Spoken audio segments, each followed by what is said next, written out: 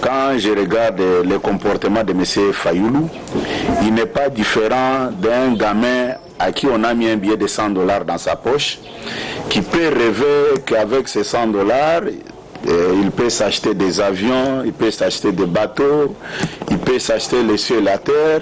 C'est comme ça qu'il se comporte. Vous ne voyez pas qu'il y a une contradiction dans son langage. D'un côté, il laisse croire à l'opinion que c'est le président sortant, Joseph Kabila, qui dirige le pays. Et l'actuel chef de l'État ne représente absolument rien. Mais quelque part, toujours dans sa logique, moi je prends toujours sa logique, il dit, je demande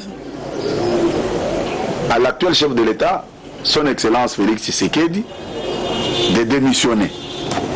Mais comment expliquer quelqu'un qui n'a aucun pouvoir peut démissionner? Moi je peux dire aux gens qui vont prendre leur temps de me suivre à travers la chaîne nationale, M. Fayoulou a étalé sa médiocrité à la place publique. Il cherche à se faire passer pour un leader. Mais nous n'aurons pas un temps, nous n'allons même pas perdre un seul instant que non, il a débordé, nous allons mettre la main sur lui. Non, c'est nous qui avons fabriqué Fayoulou. Il est conscient. Vous pouvez tromper tout le monde, mais pas votre propre conscience. Même les gens qui courent derrière lui, qui passent leur temps à nous insulter, à raconter beaucoup de choses, mais il est conscient. C'est lui qui l'a amené à l'IDPS, c'est Albert Moleka.